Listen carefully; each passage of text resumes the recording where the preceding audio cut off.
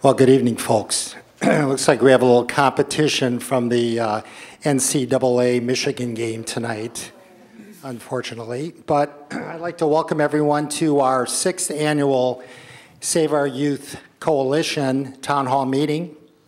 My name is Jerry Quaz. I'm one of the coalition members, and I've been a member since the inception. You know, we have a great program tonight. We've invited some what I consider experts to address some topics that are impacting our youth in our community and certainly youth across the country. Topics we're going to be addressing tonight are alcohol and drugs and bullying and technology and how these topics will influence both kids and parents. So before I get started, everyone should have received some information up front, and I just want to go through that. You should have an agenda on the blue paper here. There's a handout that will be part of the technology presentation, and then a couple other announcements. As some of you may know, we do a fundraiser, a run, which this year is on June 8th for the Save Our Youth. It's called Run to Save Our Youth in Hines Park. Take a look at that, and registration is open for that. And an announcement of the task force, or I keep calling it task force, coalition's purchased a permanent drug disposal box, which is located at the Livonia Police Department for disposal of prescription drugs. You should also have an index card. If you have any questions and you're too shy to come up to the podium, you can put those on the index card, and we'll collect those. And the last part of our meeting tonight, last half hour, will be question and answer to the panelists. We also have a special guest here tonight. Mayor Jack Kirksey's here to give us a little welcome. Would you come on up?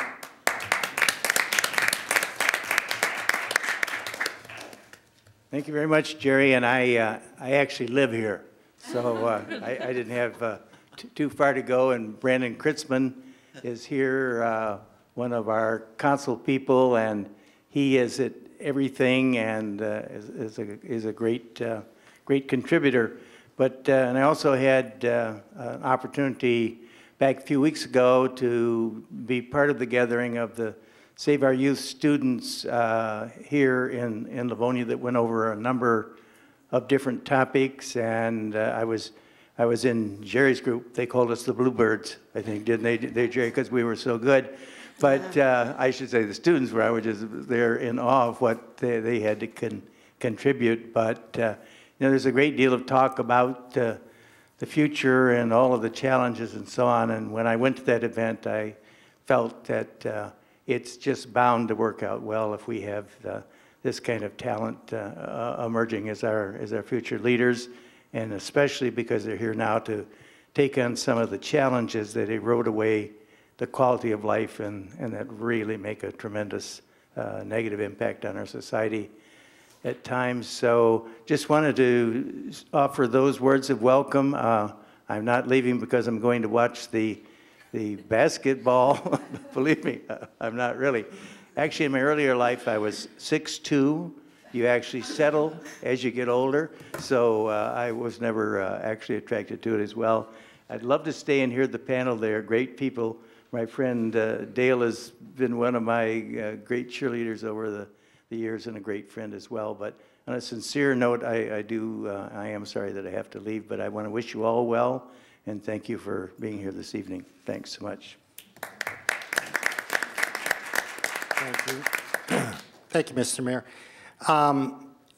Beside our expert panelists tonight, we have a couple students here from, are you both from Stevenson? Both from Stevenson High School, who are going to talk a bit about our second annual student summit that was held in February of this year. So we'll get to them later. But what I'd like to do right now is turn it over to our moderator, Dr. Mark Minestrita, who will introduce our panelist. Thank you, Jerry, and thank you, Mayor Kirksey. And without further, I'm a member of the Livonia the Livonia Coalition. We're going to get that right. The Livonia Save Our Youth Coalition since its inception, and also a Livonia parent and a recovering person myself. Without further delay, since we have a full agenda and a nice panel of experts here, I'd like to ask our first presenter to speak. Dale Yagella is the Executive Director of GrowthWorks, and his topic is adolescent substance abuse. Thanks, Mark, and good evening, everybody. I've done a lot of these in the last few years. I spent a lot of time training professionals in the field over this last couple of years, and I work on a regular basis with parents. So what I like to always start with is telling people a little bit about how I got involved in all this. I really didn't begin with the intention of ever knowing anything about drugs or working with kids with drugs. I started out running a drop-in activity center in Plymouth, Michigan in 1971. And during that year, I found and saw a lot of kids that had things happen in their lives, a lot of deaths, lots of injuries, lots of things that were related to drug and alcohol use, but I didn't know anything about it. It took me about 10 years to figure out that drugs and alcohol were a major factor in kids' lives, and it really didn't strike me until we were running in an alternative ed program with Plymouth Canton Schools on an Office of Juvenile Justice grant. And what we saw is the kids that didn't get better were the kids that were using. And at that point, we met a couple of guys from Ann Arbor. One was a fellow named Ron Harrison, and the other was Dr. David Logan, who was a psychiatrist. And they had come to the Ann Arbor area from Cleveland largely to do interventions with adults who had drug and alcohol problems, but wound up serving a lot of kids. And in the course of that, what happened is we started sending kids for assessments, and they sent kids to treatment, and those kids came back, and their lives changed. And at that point, I started working in this field. One day, Ron came to me and said, I'm going to talk to a guy in an hour that's going to do an aftercare group, and I'm going to tell him not to bother because you're going to do it. And I said, Ron, I don't know anything about this. He goes, neither does he. He said, but you'll figure it out.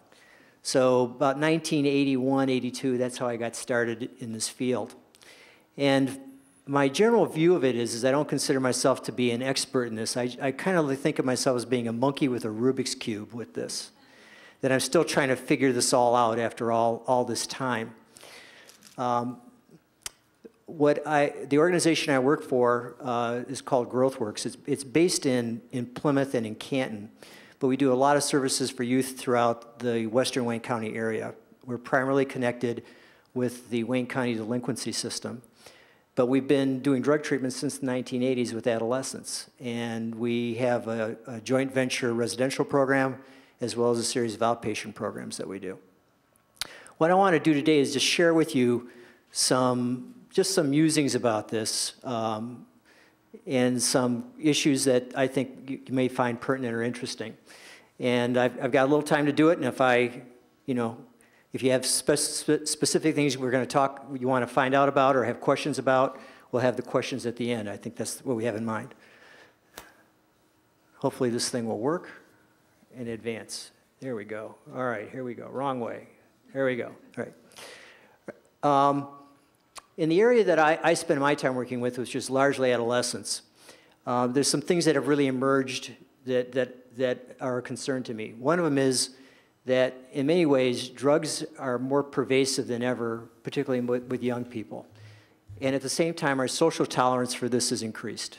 And what I mean by that is that we have more of a kind of pedestrian view of this. If you just think about some of the news media issues in the last couple of days that you've seen, how many of them involve drugs? There was an article in the paper, news coverage about a number of doctors and pharmacies that were involved with selling prescription drugs that the federal government, the federal prosecutor, charged today.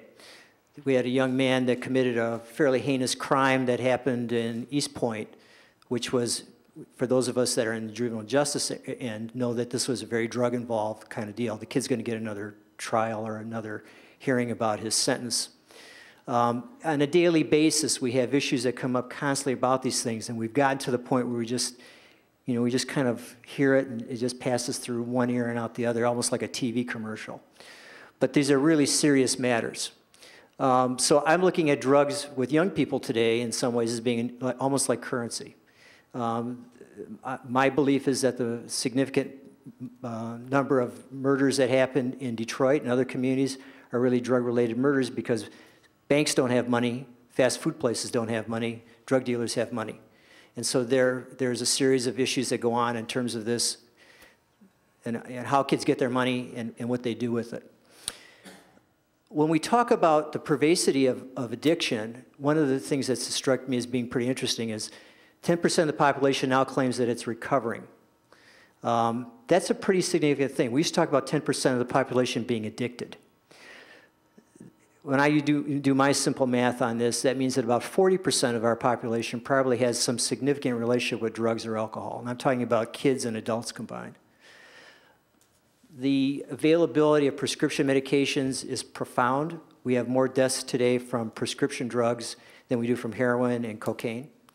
I have a daughter that's a pediatric resident in Philadelphia, and she was doing a rotation last year through a series of units, and she was going to go into a neonatal ICU unit. And I asked her how she was feeling about it. She said she was very excited. She wanted to work with small babies and help them during this period of time. A week later, as she started the rotation, I talked to her and I said, "How are you feeling about this?" She goes, "Not so good." I said, "Why?" She goes, "The majority of the babies, this is a fairly large pediatric hospital in Philadelphia." She goes, "The majority of the babies that we're dealing with are addicted to drugs." So we start looking at the pervasivity of this issue. It's fairly substantial. Our attitudes about marijuana are pretty significant too. We've gotten to the point where we don't think it's such a big deal. The Monitoring the Future study, which is done by U of M, which pays attention to what high school seniors do. Now, I said seniors. These are kids still in school. Now, most of the kids I deal with that come to us via the delinquency system, they're not in school. They haven't been going to school for 2 or 3 years. And if they may just show up, but they're just phoning it in. They're not sticking around for surveys or doing them. So we're talking about the kids that show up on a regular basis. Up to about 2 or 3 years ago, the daily use of marijuana amongst high school seniors was about 5%. Now it's closer to 8%, which is a significant increase in that number. So again, another example of how we just are walking through these issues and not doing very much about it. More significantly, what I'm also having happen to me is I'm getting contacted by a lot of parents right now whose kids are in college and they're failing. And they're failing because these are kids that smoked marijuana and drank in high school, and mom and dad kind of said it was an okay thing to do. But when they hit the university, they're failing out of school largely because of their drug use. One situation that I was dealing with quite recently, the parents were providing money for their son who was living out of state at a fairly good level, about $100 a day. They knew he was smoking marijuana when he was in high school. What he wound up doing was using prescription medications when he was out of state and became addicted to them. He was already addicted to marijuana, but now he became addicted to prescription medication, and he wound up in a fairly significant police bust. So now we have legal issues as well as treatment issues that we have to contend with. Bear with me here while I try to get this right. We have a number of things that often happen in the area of addiction with kids, and that's that we think that we don't really look at it as a primary issue. I was talking to one of the folks from the school district before we got started today. She said she's seeing a lot of kids with depression and anxiety, and the comment that she also made was, in often cases, they're not talking about their drug use. We confuse oftentimes what we call co-occurring matters with kids that have issues with drugs. We think sometimes they're mental health issues. We know that there's probably a higher comorbid condition with a delinquency. Virtually every kid that's in the delinquency system that I deal with is addicted at least to marijuana, if not other drugs, and has a long history of using them. If we go to the correction system in the state of Michigan, we find that the percentage of people that we have in the correction system in Michigan are highly addicted and often committed crimes under the influence. my major concern, one of my major concerns right now is what we're going to do around the level of trauma that kids experience and the way this interacts with drugs, and how oftentimes we see this as being a mental health issue when in fact it's a connection of drugs and trauma.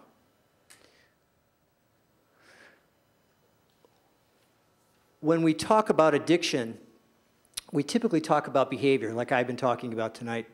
But what's been kind of a more important focus for me in the last couple years is looking at another set of factors, and that's what goes on at a physiological level. There's been a lot of work that's been done by the National Institute of Drug Abuse to get a better understanding of how the brain is affected by drug use, and that's what I mean by physiology. But we typically look at it in terms of behavior, not in terms of what goes on with the brain. So what I'd like to do is talk a little bit about that today, and I usually start by talking, when I do this with professionals in the field, and I'm not an expert on physiology, I just know enough to get myself in trouble, so you're gonna have to bear with me. Don't ask me any really tough. I had a kid at U of M ask me about GABA and protein synthesis in the brain. I said, you're asking the wrong guy. That's something I can't talk about. But what I like to do is talk a little bit about brain structure, the pleasure circuit in the brain, and how drugs affect the brain. And this won't be real elaborate, but just bear with me. And in the summertime, I usually shave my head completely because it's easier to understand this if I do it this way. The brain really has three parts to it that are kind of significant. There's a reptilian part of the brain that deals with sensation, and it's connected to survival. And this part of the brain secretes dopamine. And dopamine is a neurotransmitter, a brain messenger, that's connected to a pleasure circuit. And we'll talk about that in a little bit. The middle part of the brain, or the mammalian part of the brain, is where we have memory and we also have emotion. And that's the section of the brain that's right about in here. And then we have this frontal lobe, which is where logic and reason resides, or at least it's supposed to. That's kind of how our brains are structured. What we know from all the research that's been done is that the primitive brain releases dopamine, which rewards us for activities that we do. So when we eat something, it's supposed to give us a little dopamine because it reinforces eating is good for survival.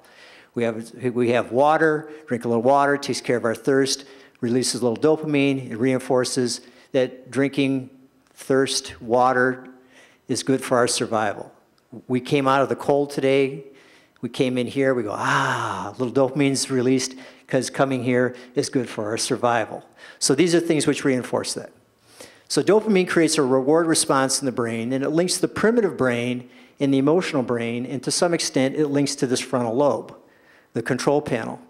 We know that mood-altering drugs, regardless of what they are, whether they're alcohol, they're marijuana, they're cocaine, they're opiates, what they do is they release dopamine or affect this pleasure circuit from this primitive brain to a pleasure circuit in the brain, which reinforces that this is a good thing for us to do. The difference is when we use mood-altering drugs, it's not a small amount of dopamine that comes out, like when you have a piece of cake, or when you walked in this room, or when you had that bottle of water, but massive amounts of it. And those massive amounts create this sensation of euphoria. There's an emotional memory of it that becomes imprinted. And then what we have over time is we have the equating of survival, and this thing keeps going out on us here. Okay, here we go. We have this equation of survival and pleasure. Dopamine is survival, and survival and pleasure are linked together. So when we're talking about drug use with kids and we say we're going to talk them out of it, what we're essentially doing is asking ourselves to do something that's not really feasible or possible. Could I tell you that having a nice meal is something you shouldn't eat? It's tied to survival. Or that when you're thirsty and you have water, you shouldn't drink water because it's tied to survival. So when we're dealing with somebody who becomes addicted to drugs, we're asking them to do the same thing. We're asking them to do something which they've got connected with survival because of this imprinting that goes on in the brain. Try it again. I think I'm going to have you do this, Jerry. So, the brain becomes miswired over time. I think we've got one more slide. that we've advanced beyond that. Go back again. One more. One more. Okay, go ahead. Up one. There we go. We know that even when somebody stopped using drugs, that this pleasure circuit in the brain has been affected, so that there's damage that's done to it from repeated use of drugs. Go ahead, Jerry. The adolescent brain. We'll start talking a little bit about kids now. The adolescent brain is a developing brain, and this frontal lobe, which I talked about, this control panel, isn't fully evolved or developed. So what kids really run their lives on is this primitive part of the brain and the emotional part of the brain. And for those of you who are parents, you know this is true because you deal with this all the time. And part of what maturity is about over time, this frontal lobe, which we now really believe doesn't fully develop till the mid-20s, that it takes time for this to happen. But we also know then that drug use interferes with this process. Drug use interferes with those neural path developments. The brain becomes miswired. That frontal lobe doesn't really get linked in properly. We also know that kids move through the phases of addiction faster because of this, and they become reliant upon drugs to deal with just about everything that they contend with or comes up in their lives. Marijuana is a special concern. As indicated before, we have kind of a pedestrian idea about marijuana, and we have a lot of pressure on us to deal with this today because we have medical marijuana, and this last year we had a ballot initiative that almost got there that would have looked at least decriminalizing, if not legalizing it.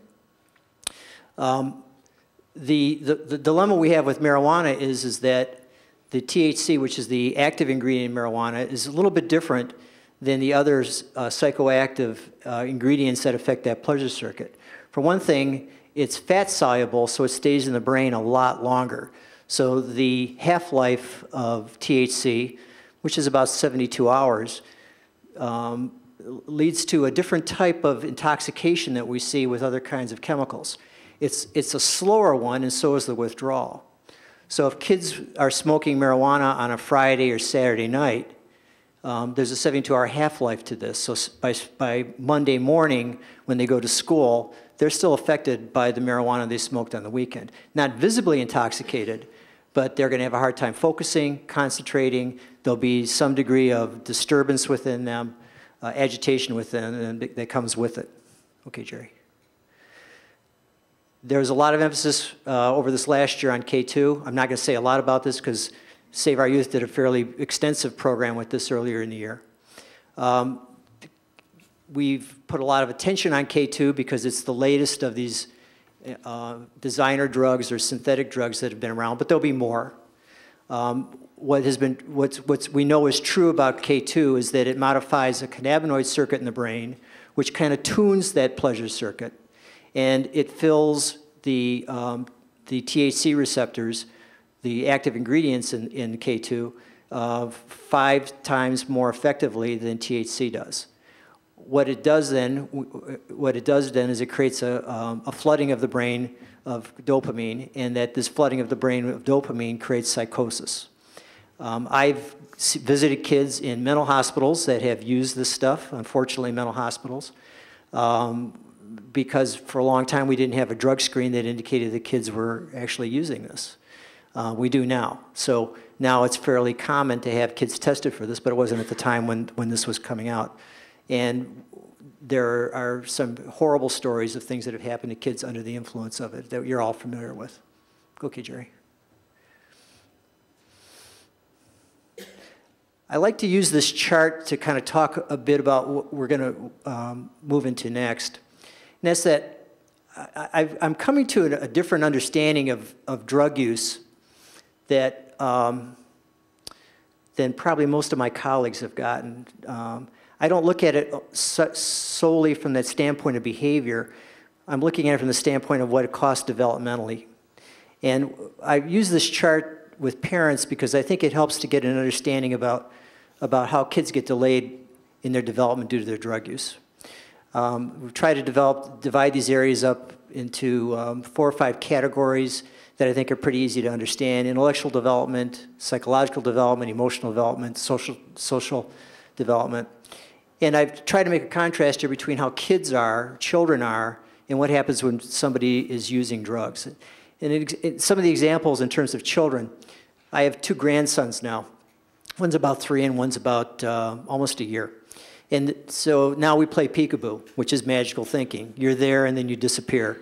There's Santa Claus and the Easter Bunny. So there's magic in the lives of children. As an adolescent evolves and develops, we should see that magical thinking change into abstract reasoning, problem solving, and understanding logical cause and effect. That 1 + 1 = 2, that A leads to B, that type of thing. When that development is disrupted, we still see a continuation of magical thinking, but it ain't so cute anymore. What we see instead is we see the delusional thinking, grandiosity, what I call faulty appraisal. A good example is I'll ask a kid how they wound up in the juvenile justice system. They say they caught a charge. It's like it fell out of the sky and hit them in the head. Yeah. They don't look at the connection between their behavior and a result. That's magical thinking.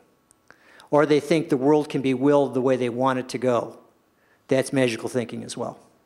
In terms of psychological development, little children the world evolves around them. Okay? Their diapers have to be changed, they have to be fed, we take care of them, they have a need, we rush to them, we take care of it. When kids develop in a healthy fashion, they begin to develop a sense of themselves, but an interdependence with others. And we can see these relationships evolving. They have the ability to have empathy for what goes on with other people, and they begin to demonstrate it. When that development's arrested, we see a continuation of that same egocentric nature in children, but it's not so pretty anymore. Now it's narcissism. It's about me. And it's a very unhealthy about me. I'm the center of the universe, and we have all the image issues that go with it. The last one I'll talk about is emotional, because right now my grandson throws tantrums, and then when he wants something, he just snatches it from his brother, and he goes, "No, no, BB," And we expect that out of him right now.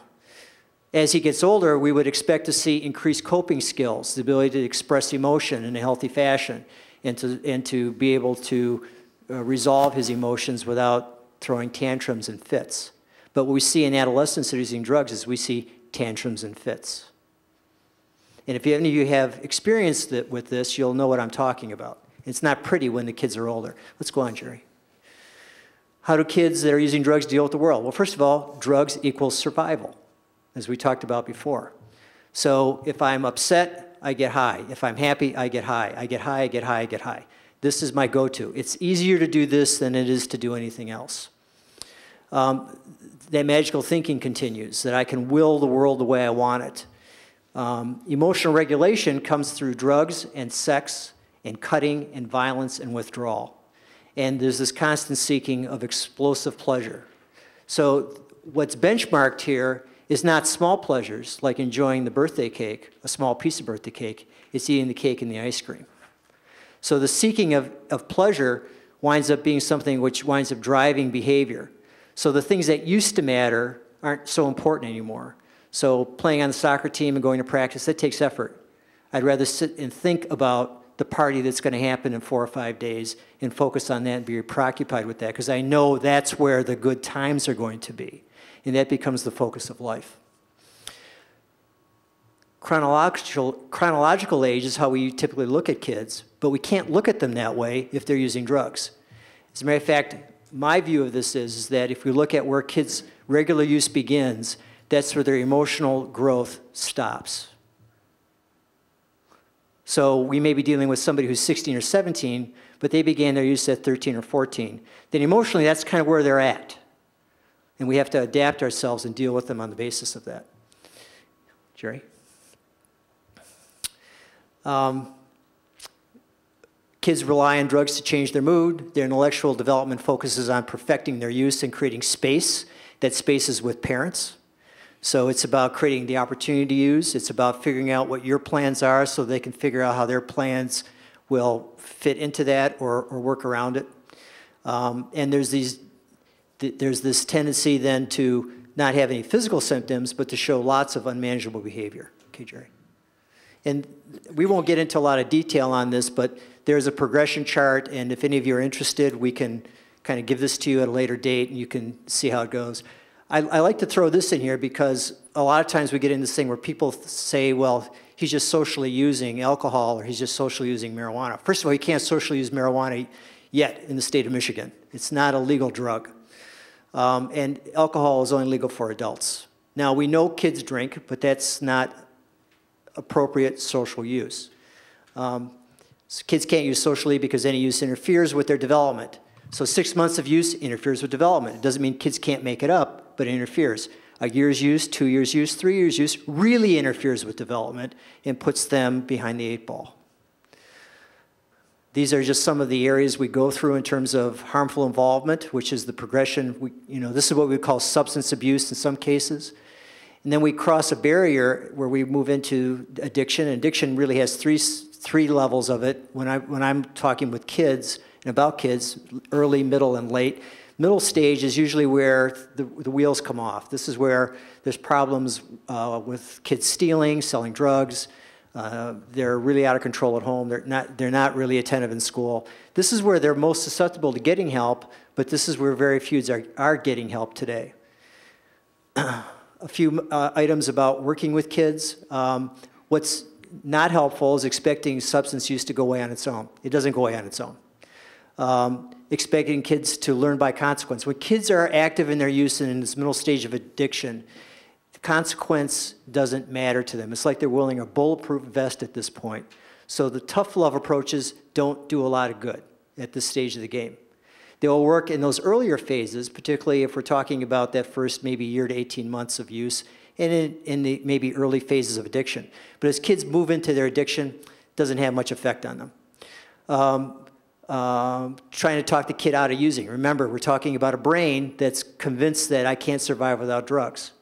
So as a result of that, trying to talk them out of that, it's like trying to talk them out of having a glass of water. It's not going to work.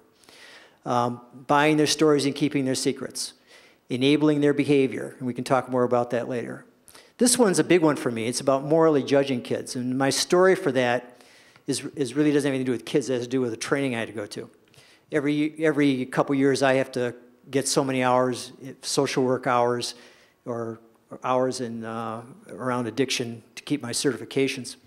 And I'm at a training, and I'm sitting at a table with a bunch of therapists, and they're kind of going on about how great they are and what they do, and I'm like my kids. I don't want to be there. I'm sitting there with my arms folded, with my hat on. And we have one of these warm-up exercises, and I hate these things. It's like, let's all get together and enjoy each other's time. So this exercise is to rank order 10 people about who's going to get help from all these therapists. We're supposed to pick the ones that are, the ones most, that we like the best, we think we can do the best with. And interesting is that in this are 3 folks that have addiction disorders. And I put them, of course, at the top of the list, and my colleagues sitting at the table, who are all these wonderful therapists, put them at the bottom. So the group moderator goes around and asks for the feedback from the group, and one of the group members gets up and reads off the list. And I'm sitting there with my arms folded with a scowl on my face like my kids have. And she says, "What's wrong with you?" And I said, "I think it's very interesting that the people that are working in this field morally judge people that have addictive disorders." And of course, they wanted to tar and feather me and chase me out of the room with that. But the fact remains is we typically do this. There's probably not, if a person had diabetes or TB, we wouldn't morally judge them, but we typically morally judge people that have drug issues. And I think that's one of the things that doesn't help us in dealing and helping people with them. Jerry?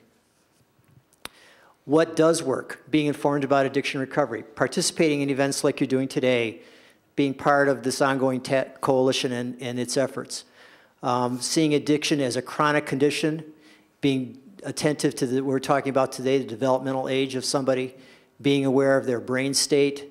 These are all important things that we have to do. Don't expect consequences to work, but enforce them anyway, and then let nature run its course. So this doesn't mean that you allow a young person who's using drugs like a house on fire to stay in your home and do what they were doing. But it also means don't expect because you want them to stop and you give them consequences that they're going to get it. That this is becoming that helping somebody to get to the bottom of this requires that you change your behavior as a parent or as a concerned person, whether you work with them in a school or you're a counselor or a therapist, or a relative in the family. Okay. Okay, Jerry. One of my pet peeves is that probably in our state, the field of addiction and addiction treatment hasn't moved very far from where it was 20, 25 years ago. That in this area, I'll say the mental health people have kind of had their time with this. And so you got to be really careful when we're talking about addiction and we send somebody to go see a counselor or a therapist. And I guess the larger question is, do they understand addiction? Do they understand, first of all, that kids lack physical symptoms? That the adult model of assessment or the etiology of disease doesn't fit them? That they have to examine behavior, they have to collect information from other family members. And the reason why you do that is that kids always lie about what they do. Kids are not honest about the level of their use, how much they use, when they start using. We have an organization that we work with in the delinquency scheme, and they send out master's level psychologists to interview our kids and to do these psychological profiles of them. And so one day, this therapist is sitting in the conference room next to my office, and the door is open to both, and she asks this kid, you know, do you use drugs? And the kid says, no. And she goes, that's very good. That's not the question. You know, the question is, when was the last time you used? When was the first time you used? And let's talk about what went on between those times. Knowing full well, it's still going to be not a truthful answer. But that's the starting point of the discussion. Jerry? The other thing I want to stress is, if someone is diagnosed with a mental health disorder and they're using drugs, the likelihood is the treatment for the mental health disorder is not going to work very well until they stopped using drugs. A little bit about treatment. Treatment works. The problem we have is that we don't have enough treatment, and we don't have probably enough availability of treatment, particularly for adolescents. My agency has devoted itself to this field. There are other programs that are evolving, developing, but we don't have a lot around. There's only 2 residential treatment programs for adolescents in the state of Michigan, which is really unconscionable, and it's very hard to get kids in. What I'm more concerned about is, in some ways, is our approach to this. If we approach from a physiological standpoint, then we begin thinking about this a little differently. If you broke your leg, and you went to the emergency room at St. Mary Hospital, they would fix your leg. They would set your leg. They might put pins in it. They might operate. And then what they would do is they would set you up to do rehabilitation, you know, in their physical therapy, and you would see your doctor on a regular basis, and this would go on probably for 6 months before it was completed. We don't look at treatment that way.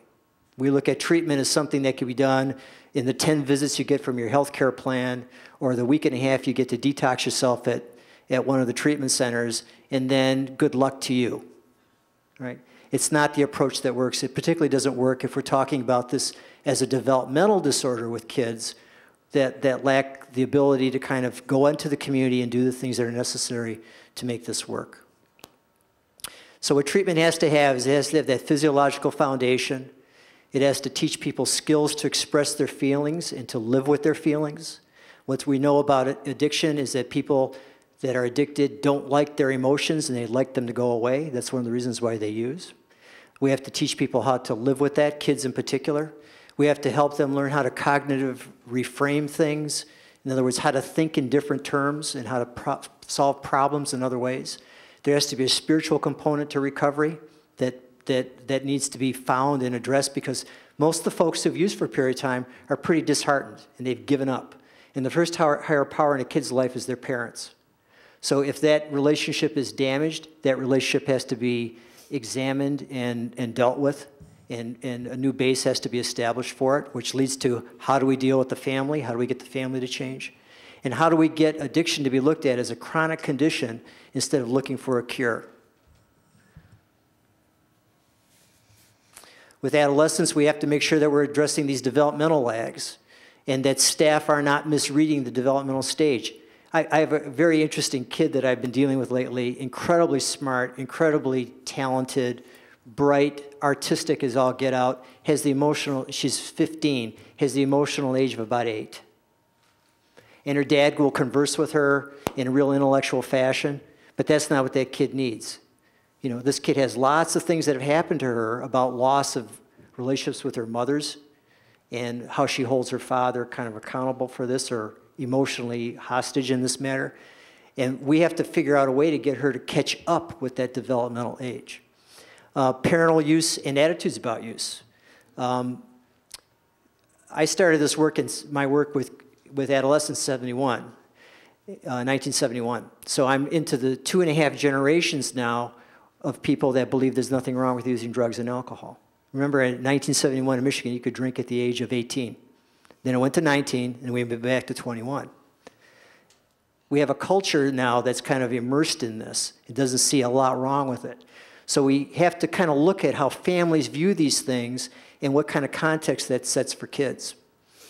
Kids lie about their use, you know, like we talked about before. Parents would rather have their kids diagnosed with depression or anxiety than with an addictive disorder. Although the irony is that the odds of recovering from addictive disorder are substantially greater than from the other two. Kids don't willingly go to treatment, and they're immune to consequence. Nobody goes to treatment because they want to. They go because there's enough compelling reason to get better. And then the co-occurring issues. Okay, Jerry. A couple things, and we'll bring this part to an end. We've got a lot of work that's going on in the world today looking at what's evidence-based. You know, what produces the best results. In the 1980s, a guy named Norman Hoffman did a study of adolescent treatment through programs throughout the United States, 18 different programs. And what he came up with is that the things that worked were family involvement treatment, disease concept, and that people needed to continue their care. And he pointed to two things, AA or 12-step work and aftercare, and you can see what the results were for those people that stayed with the longest. Okay, Jerry. The American Academy of Child and Adolescent Psychiatry and NIDA did a similar examination of the work and found essentially the same thing. But they also included gender and culturally competent care. This is a big deal. Most of our models of treatment are based around white middle-class men. That isn't fit for adolescents. It doesn't fit for African Americans. It doesn't fit for women. It doesn't fit for kids. It doesn't fit for old people. So all our treatment models have to somehow be evolved so that they can really match this. The socialization of women is entirely different than it is for guys. So treatment has to reflect that and be responsive to that. Okay, Jerry. And the final thing I want to talk about is dealing with parents. And you know, to me, I have more of a problem with parents than I do with kids. You know, when it comes to treating kids, the kids are incredible. The people that are most resistant to doing anything different are the moms and dads. And so when I look at the issues of all this, some of it's about how do we create involvement, engagement with parents, attitudes around parenting, parental use we talked about, parental codependency, and then finally parent competency, the ability for parents to do the kinds of things that are reasonable to kind of deal with their kids. And with that, I'm done. Thank you very much. Thank you, Dale, for that excellent presentation. I was struck. I could tell that you had many years working with a young adult population and the teen population because he never once lost his cool when the technical difficulties in the screen came up. If you have questions, if you could just write them on a card, and then at the end we will funnel the cards down here and then ask the panel the questions. But without delay, we will now go to our next speaker. Our next speaker is the Coordinator of Student Services for Livonia Public Schools. Please welcome Dr. Jennifer Terrio. Good evening. Again, my name is Dr. Jennifer Terrio, and I'm a Coordinator of Student Services. I'm also a school psychologist. I received my PhD in educational psychology, and my dissertation was on cyberbullying. It was a new area of interest at that time. It does not make me an expert on bullying, but I just kind of wanted to give you a little bit of my background.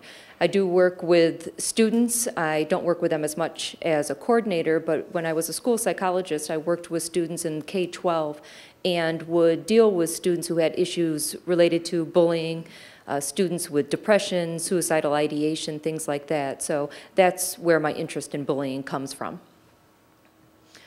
I'll give you a little bit of a background on who is involved in a case of bullying. Obviously, there's a bully. There is a person who uses their strength or power to intimidate, threaten, make another person feel bad. Obviously, the person who ends up being the victim feels bad about the case. They're either have been hit, they've been shunned, or something has happened to them. They've had a text message written about them that hurts their feelings. They are the victim. And then the other person that is typically there happens to be the bystander. This person is usually neither the bully nor the victim, and they happen to be around when they see this instance of bully occur. They can be passing two students in the hallway, it can be a lunch table group of individuals, but the bystander plays a significant role in the occurrence of bullying. Different forms of bullying, these are really the three major types of bullying that we have. Physical bullying involves the intent to harm another's body. Usually in a school system, you'll see that as a physical fight, a push in the hall, pushing a student's books down in the hallway, pushing their lunch off of the lunch table. That would be a physical form of bullying. Relational bullying is a newer form of bullying. That's like social bullying. That's the you can't sit with us at the lunch table. You can't come to our party. That's what relational bullying is. Talking bad about another person, spreading rumors about individuals. That would be more relational or social bullying.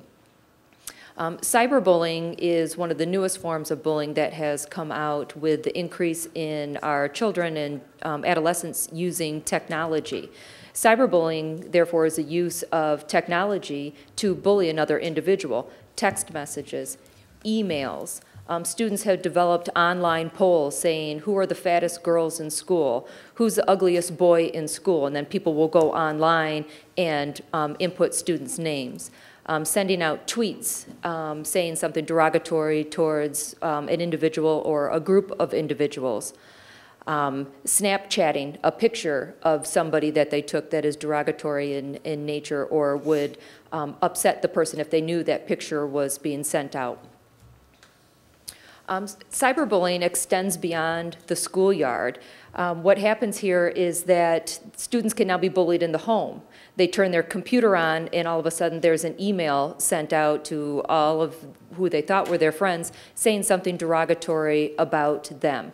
Or they get a tweet or Instagram or something like that where they now know that their home has now been invaded. Their home used to be safe. It used to be secure. They used to be able to get away from the bullies of the school, but now, again, they have invaded their home. It's anonymous. You may not always know who is sending these text messages to you, who has sent these emails. Students know more about technology than we do. They can set up email addresses that are available for 10 minutes. So they could send a whole bunch of email messages out, and then after 10 minutes, that email address no longer exists. So it is anonymous. It's instantaneous. There have been instances of children, adolescents, taking pictures in a locker room and sending pictures of students from the locker room to all of their contacts. So it can happen like that, and you can't take it back. Permanent record. We know from Kwame that text messages are permanent. You can go back and find out what those text messages are. So students can now, take a screenshot of their cell phone of text messages and send out a text message conversation to anyone that they want to. So if you say something negative or derogatory about another person, they can snap that picture and then send it out to whoever they want to extend bullying as well. And we have found through research that it can be just as damaging, have the same negative effects as face-to-face bullying. So it doesn't matter if you're punched in the face or you're punched through an email, the negative consequences, the impact on a student's well-being are the same. The current concerns, 4 million children post content to the web every single day. That's significant. These are young children that can post content. 400 million tweets are sent every single day. I believe, 15% of teens text over 200 times a day. If you don't have, unlimited texting and that's your teen, you're in big trouble. We know that 77% of teenagers have cell phone. I bet in Livonia that's probably a little bit higher. I did research in all 5, 6 buildings, and I had over 50% of the 5th and 6th graders had access to a cell phone. Those are 10 and 11-year-old children that have access to a cell phone. And remember, most of those cell phones are smartphones, so they have immediate access to the internet. When I did my research in Livonia, I found out that 95% of the parents didn't recognize the lingo that their children use. We all know what LOL is, laughing out loud. Some of the other terms that kids use on their text messages, if you picked up a student's cell phone, you would have absolutely no idea what they said. You may be able to figure some of the information out, but it's very important that we understand our children's lingo. Can you just go back? Thank you. 81% of parents of online youth say the kids aren't careful enough when giving out their information. We know when kids are on Facebook, if they put their own, bless you, if they put their own information out there, they're putting out their birth date, they're putting out their actual address, they're putting out all of pertinent information for anyone to come and actually find them. And the percentage of teens that actually meet an online person who they don't even know is pretty scary. 76% of parents don't have rules about what their kids can do on a computer, on their smartphones. That's also something that we need to be aware of. Parents need to know what their kids are doing on their computers and what they're doing on their cell phones. But as you can see, 76% of the parents don't have rules. So what is Livonia doing? Livonia Public Schools, for our staff, we have educated our staff on the negative effect of bullying and cyber safety. We in-serviced all of the health teachers on cyber safety, and all of our staff has had multiple professional development sessions on bullying and the consequences. We have a policy on internet usage for our students, so that is something that parents and students sign every single year before they start the school year. We also have school board policy on bullying, and we have added cyberbullying into our school board policy. Oh, can you go back one? Thank you. Each building in our district also has a bully prevention program or policies against bullying. At the early elementary levels, we usually have bucket fillers or the leader in me at Cooper Upper Elementary School. The high schools have peer mediation, and all the buildings have some sort of a policy against bullying. For internet safety, all of our students in their health classes in 4th, 6th, 7th, and 10th grade are introduced at grade and age-appropriate levels about internet safety. We talk about posting personal information online, not adding people that they don't know to their friends list, not giving out your password. Every once in a while you'll find out that a girlfriend shared her password with her boyfriend, then they break up, and then he's on her website acting as if he were her, and he's posting stuff on her website. Do not respond to harassing or rude comments. If somebody posts something on Facebook that's rude, print it out. We have students do that all the time. They'll print it out, they'll bring it to us, show it to a parent, let the parent know what is going on. And then absolutely do not post inappropriate photos. We talk to students a lot about inappropriate photos, not only how it can affect sports eligibility, but it can also affect post-secondary schooling or future employment. Future prospect jobs will Google your name, they will search for you on Facebook, et cetera, and if they see things that are inappropriate drinking, smoking, or inappropriate pictures, they may take that into consideration. For parents, at our Parent Advisory Committee meetings, we have done in-services on cyber safety for parents. This is part of that. We looked at the warning signs for bullying. Does your child fear going to school? Do they complain of having a stomach ache before they go to school, headache, not want to go? Does your child have friends? Does your child talk to you about not having any friends or actually talk to you about being bullied at school? And does your child have low self-esteem, make derogatory statements about themselves? Those are all 3 things that are very concerning and should be a red flag for bullying at school, depression. Parent resources, parents, the warning signs for the internet. Child spends a large amount of time online, especially at night, especially if your student has their computer in their room.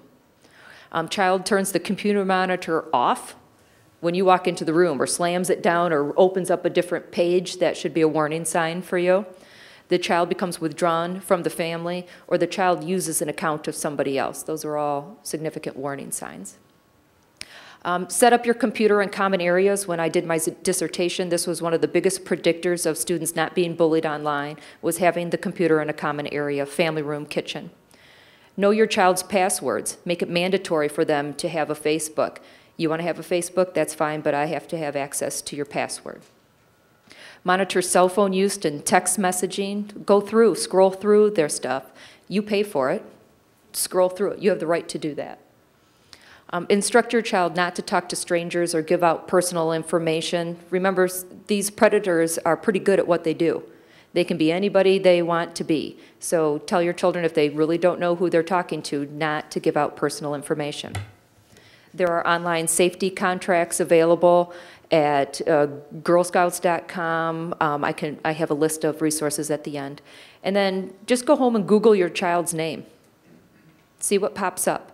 Put your child's name in quotes, and then just Google it without their name in quotes and see what pops up. I think you'll be surprised. If you want to learn net lingo, if you want to learn what LOL means, go to netlingo.com. They have words of the day, and then they have a list of every acronym that you could think of that people are texting with. So if you're not sure what LOL means, you can go here. On your computer, you can go to parental controls. You can turn on an activity report, and you can actually see what websites your kid has been visiting. Sometimes that's interesting and eye-opening. It allows you to view the top 10 websites, downloads, applications used, so feel free to go home and try that one as well. Also under parental controls, you can turn on a web filter. You can deny access to any website that you want. If you want to turn off Facebook, you can actually turn off Facebook. You have to make sure that when anybody logs on, you have to log on as the administrator. The administrator is you. That's parental controls. You can also turn on time limits. You have 30 minutes, have fun, and then the computer turns off. And then games as well. A lot of kids like to play computer games. You can actually control if it's PG or G, what level of games that kids can play online. Here are the resources that you can go to look for text lingo, to look for resources in regard to bullying, internet safety. These are all free, and thank you very much. Thank you, Dr. Theriault. When you were speaking, I was remembering a couple of years ago I was considering getting on Facebook, and I asked one of my daughters, how old is too old to be on Facebook? And I'm sure she only half-jokingly said, you're too old to be on Facebook if you have kids on Facebook. So I'm on Facebook. By the way, remember, if you have questions, just funnel them down on a index card, and we'll make sure to get to those at the end. Our next speaker has a position as coordinator with the St. John Newman, coordinator of youth ministry, and her topic is technology and social media. Please welcome Mary Wilkerson. Thank you. I enjoy being called an expert. And maybe I'll start by telling you how I got into the position that I would be called an expert. So, because I'm not. Spoiler alert. About 6 or 7 years ago, MySpace was really cool, and some of you might remember that website. I was working at St. John Newman as a coordinator of youth ministry, so I work with 6th through 12th graders. That's my job, right? So I started hearing, maybe it was even 8 years ago, I started hearing about MySpace, and all the young people were on it, and I was like, oh, need to be hip and relevant, gonna check that out. So I went onto MySpace, and I spent one afternoon quite horrified at what I was looking at. And the reason is, all these kids that I would hang out with, you know, once a week were really awesome, well-rounded kids. And then I looked at their MySpace profiles, And they completely did not echo who I knew them to be, right? So I was like, this is so bad. And what's really scary is that adults have no idea what's going on. So I had decided that I was going to be pretty anti-social media for at least maybe 6 or 7 months.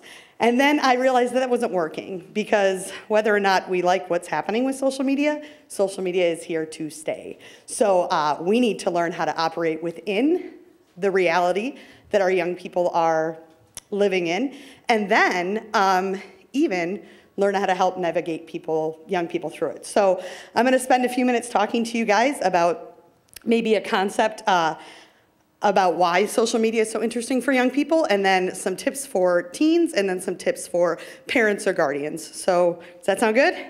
And I'm a youth minister, so I could make everybody do an icebreaker right now, but I'm not going to. So one of the concepts that I learned as I was kind of struggling to understand social media so that I could help young people is this concept of, I'm just gonna set that there, digital natives versus digital immigrants. And this blew my mind, and it was so fascinating. Generally, adults or mentors are in a position where we're able to guide young people through their decisions because we've been there. And we're kind of telling them what mistakes to avoid and how to make good choices and things like that. Social media has flipped that around because we haven't been there. We don't understand the structures that our young people are now operating in. They are the natives. We are the immigrants. We need to go to the natives to learn how to operate in this world. What's happening, I think, and I think we're getting better at it, adults are avoiding going into the native land because it's scary, right? So unfortunately, we're leaving young people to kind of figure it out themselves. And by doing that, we're seeing a lot of negative results. And it doesn't have to be negative. So what I've kind of made it my passion a little bit is to try to help young people make good decisions in the social media world and help parents understand the social media world and feel empowered to go into it. Make sense? And I should say, because I think it's noteworthy, I don't understand computers well. I don't have a fancy PowerPoint because it's not what I do. But I've made it a job of mine to figure out at least the social media world so that I have language to use with young people. Make sense? So when I say social media, just so you know, I'm talking about cell phones and everything that goes with that. And I'm talking about computers and the interwebs and everything that goes with that. So, you know, Twitter, Facebook, Instagram, Tumblrs, all those things. And that's what I mean when I say social media. So what I'd like to do first is talk to young people, and there's only a couple teenagers here. Hi. But I think maybe it's worth spending a few minutes sharing what I tell young people about using social media. There is a handout for you to take you know, on your way out. I wouldn't try to reference the handout right now because it'll stress you out because I'm not going to be following the handout. So I'm going to kind of use my outline, and the handout has a little more information for you. So the first thing that I talk to young people about when I talk to them about social media is to remember that whatever you put in the social media world will be there forever.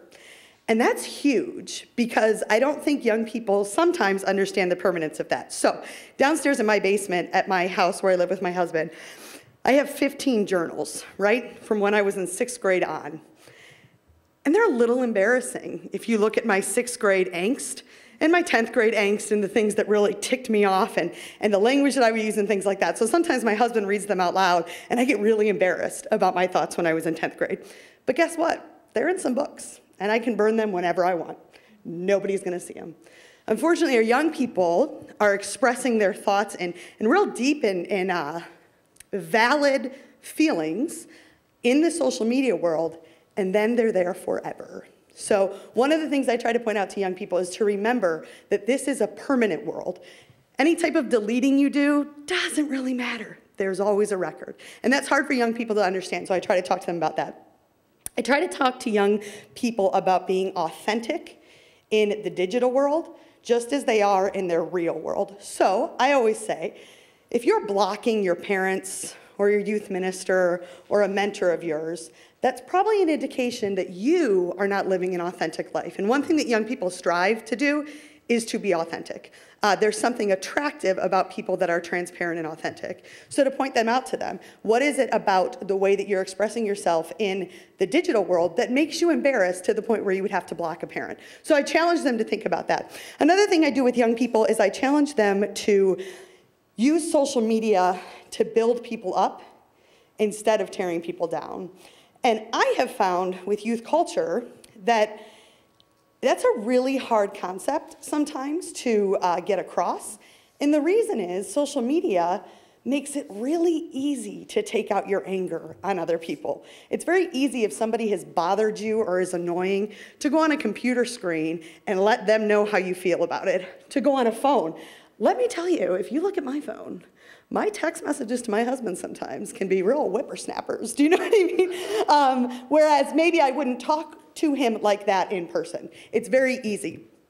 So you can see why young people sometimes feel tempted to use social media to kind of take people down. What we want to do is empower young people to use social media to build people up.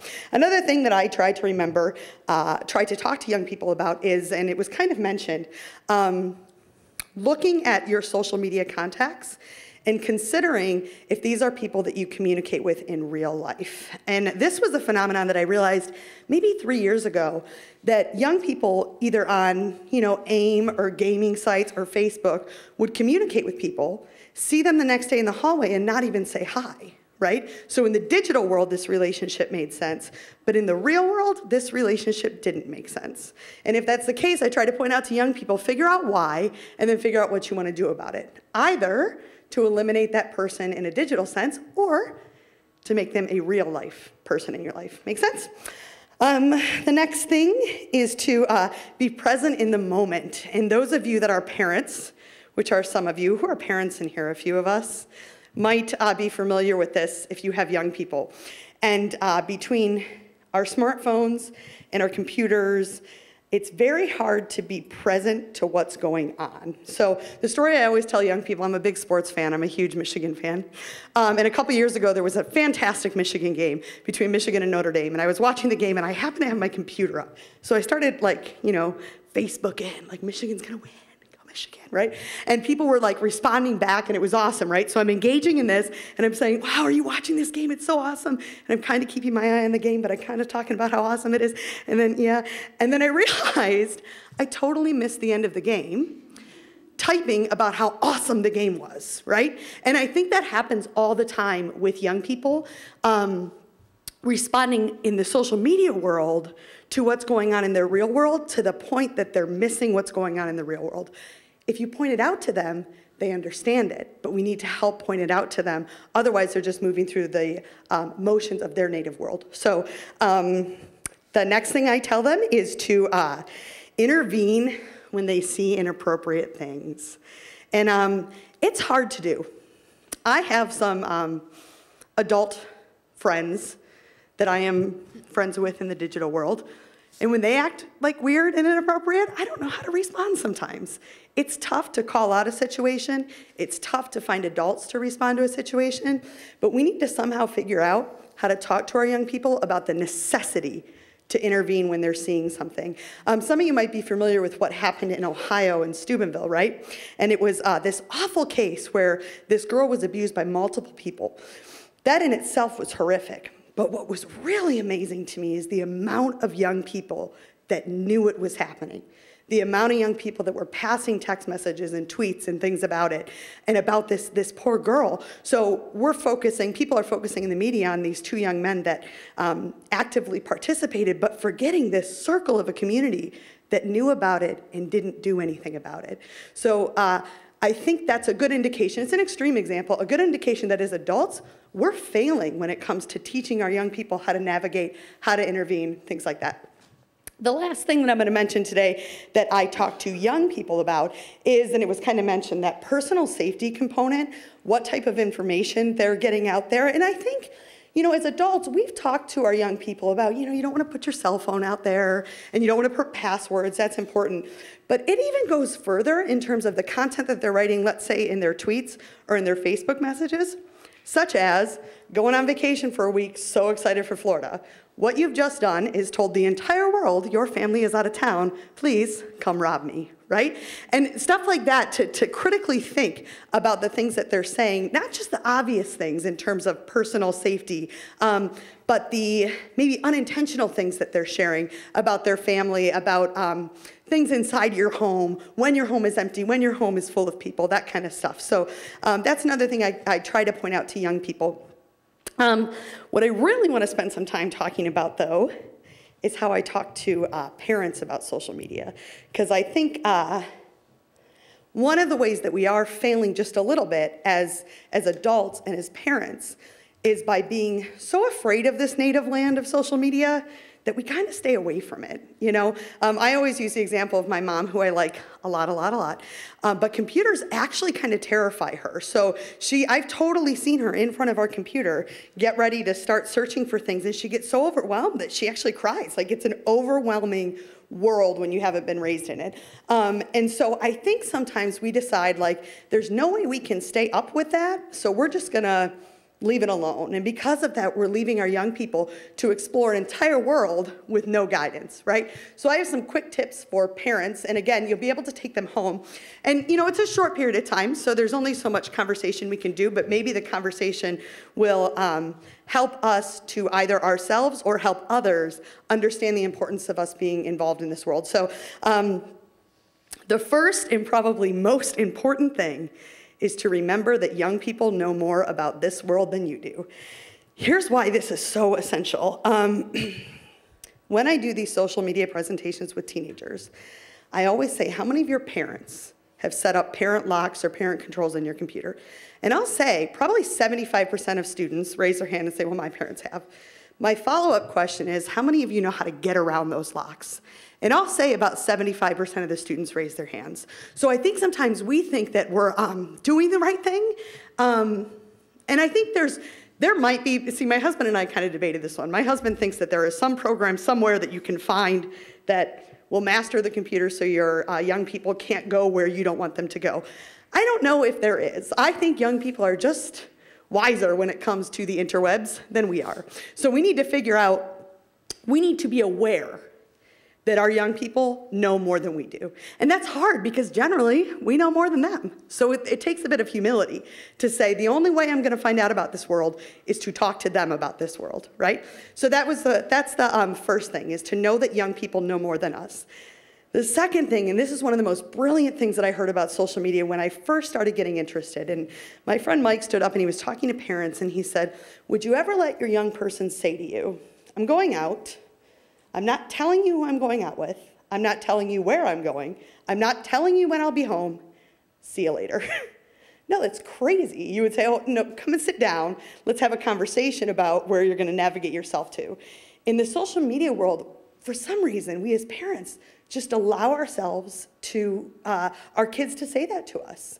We put in, and we'll talk about this in a second, but we put our computers in their bedrooms with the interwebs. We think that we have some, I say interwebs to be funny, I work with teenagers. With the internet, we put our locks on them and we feel good, right? But our young people are navigating these worlds in ways that, we're not aware of. So we need to figure out how to get better about asking the right questions and making sure that our young people are being honest with us. The point that goes along with that is I think it's a necessity that we familiarize ourselves with the digital world, obviously. I've done this talk, I do this talk a lot with, I either do it with teens or I do it with parents or I do it with both. And when I do it with parents, I say, you know, you need to know this world. It's actually something you need to do. And after one of my first talks, a parent came up to me and she was really upset and she's like, you know, I just don't care about this. It just, you know, the social media thing I'm not into, so I'd rather not think about it. And I said to her, well, not everybody's geared for it, that's fine. And I was so mad that I answered that question that way later on, because the thing is, you don't get to opt out, particularly if you're a parent. You don't get to say it's just overwhelming. You don't get to say, I don't want to go there. You know what I mean? And I know it's hard, because I work with teenagers, but I don't have teenagers. And I'm really scared when I do, particularly because I've made myself an expert in teen. So I have 2 little boys right now, and I'm expecting a 3rd, and I think that something's going to happen to me to get back at all my expertness when I have teens. So I get that it's hard, But I think it's our responsibility, so to inform ourselves. And informing ourselves is a constant effort to figure out what's going on.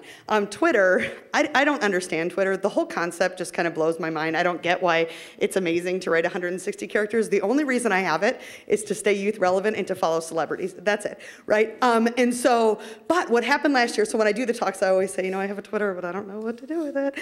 But I have this Twitter. So last year I had a teenager, and they called me and they said, Mary, you have to go on Twitter right now because something really funky is happening, right? And because I had a Twitter, it took me 2 seconds to go on. And what happened is I'm the Plymouth Canton School District is where I work.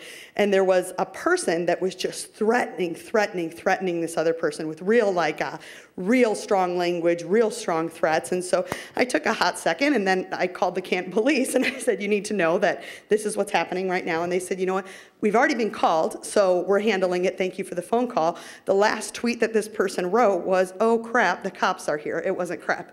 But if I didn't have a Twitter, I don't know if I could have done that same thing or been able to intervene.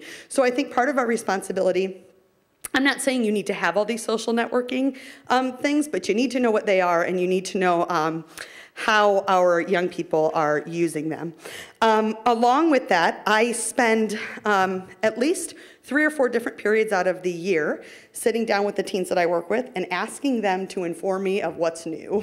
I say, tell me, what are you guys into? Because I do this talk, right? So I consider it my part of my job to figure out what young people are into. But we just had this amazing conversation. I want to take a second to explain it because it was so interesting. Smartphones, right, are relatively new within the last 2 years, having internet access at your fingertips. So I was just thinking about it on my own, and I was like, I wonder what the consequences are for middle school students, right? Because just the kind of things that you can access at your fingertips when you're in middle school, in terms of images, in terms of, and that can be an extreme violent or sexual nature, you know, that's giving a young person a lot of freedom. So I sat down with a couple of my juniors and seniors, and I said, you know, guys, like when you were in school, did anybody ever like show you something you didn't want to see or you knew your parents would be upset about seeing? And they said, to be really honest, when we were in middle school, there weren't smartphones.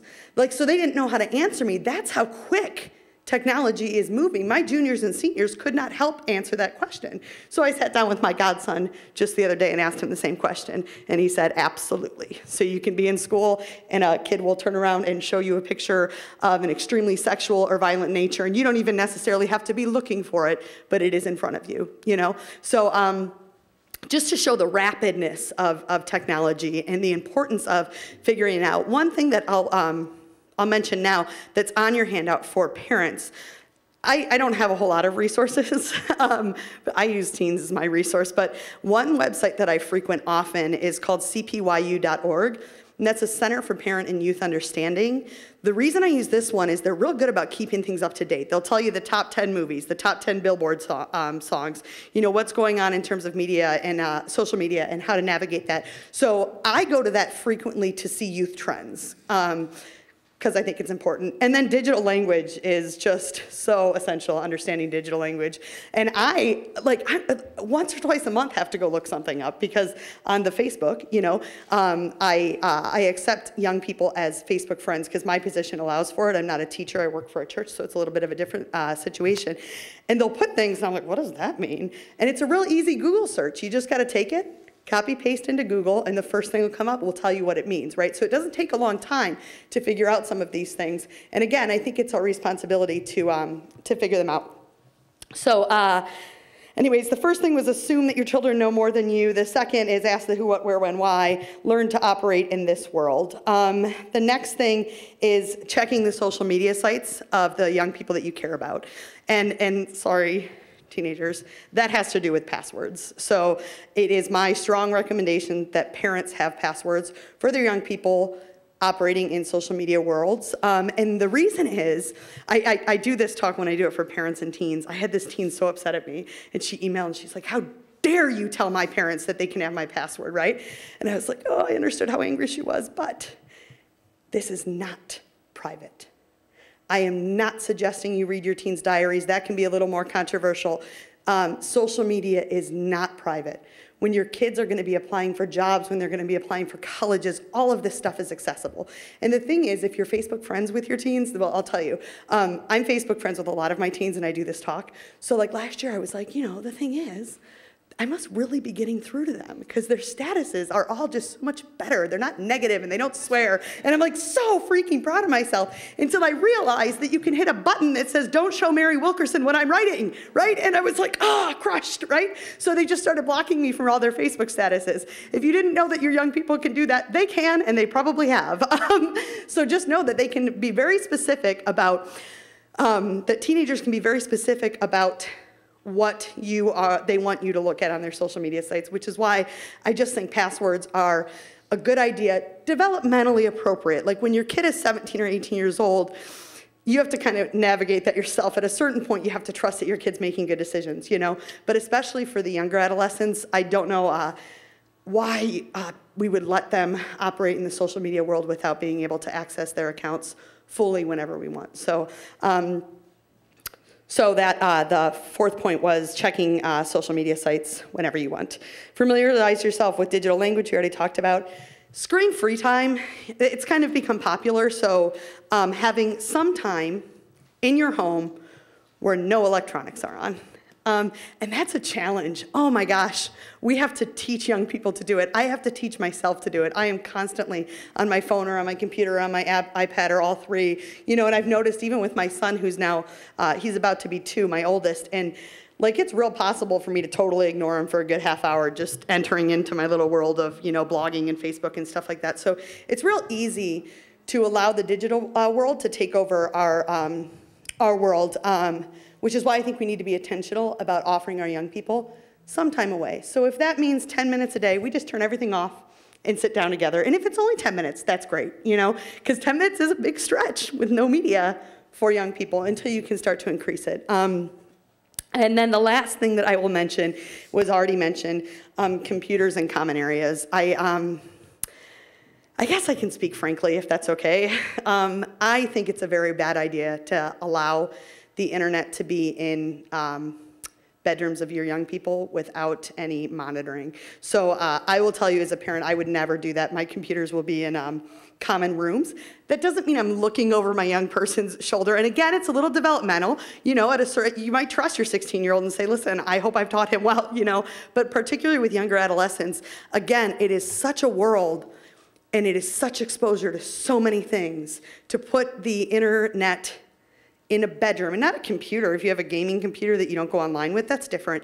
But to put the internet in a bedroom without you being able to monitor it, I just don't think is a real wise thing. And the other thing that I just heard with the smartphones, right, is at nighttime, smartphones go on the table before you go up to your room. They don't go up to your room with you, right? So putting computers and things like that in common rooms. The handouts that or the handout, it's two-sided, that I have some more tips. I know that was a really quick version. I talk very fast. I should have warned them in the beginning because it can be overwhelming. But hopefully that at least got us thinking about ways that as adults we have to help young people navigate through this world because it's not working to not. So thank you for your time.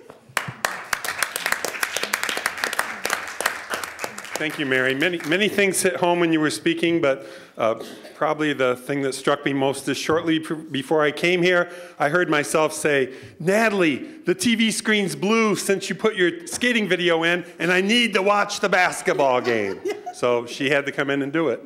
So it's my opinion that we really save the best till last, and that is the future. In the future, God willing, I'll be in a nursing home, in a rocking chair, and all of these difficulties and challenges will be in the hands of our young people. So we have Rachel Zuckerman and Kayleen Snowden with us. They're Stevenson High School students. They're members of SAD.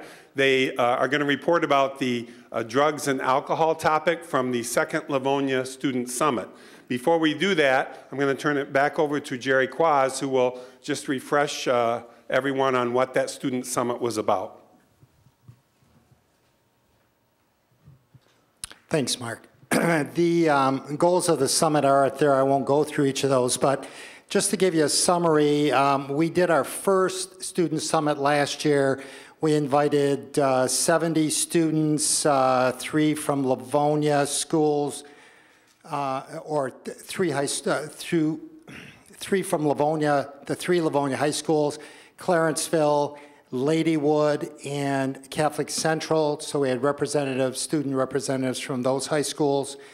We also had a number of community leaders, approximately 4 for each group. We identified 7 topics that we wanted students to take a look at and identify problem areas and brainstorm solutions in those groups. This year we had 50 students that came together for our second summit, and there were 5 topics we identified.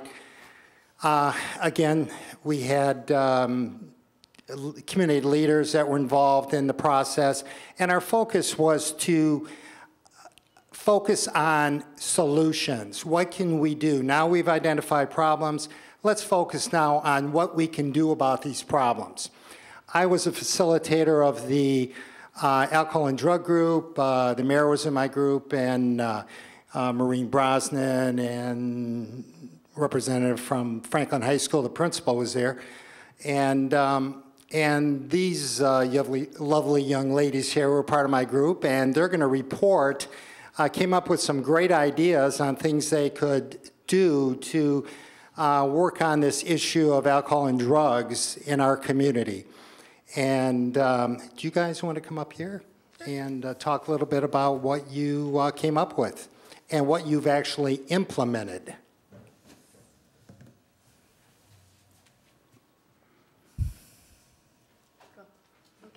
All right, thank you for listening to us speak today. I would just like to say that the summit was such a good experience because it was not a passive experience. It was the students speaking with the administrators, and it was a nice change for the students to speak and not being spoken to. So a main topic that we spoke about was prevention of drugs and alcohol altogether. Right now, it is socially acceptable and in our culture, and we really just want to change. We really want to change that. Okay, so as students in the high school level, we've really come to the conclusion that while it's difficult to accept, a lot of high schoolers are stuck in their ways, very closed-minded. If you have teenagers yourself, we know we're closed-minded. We do it on purpose.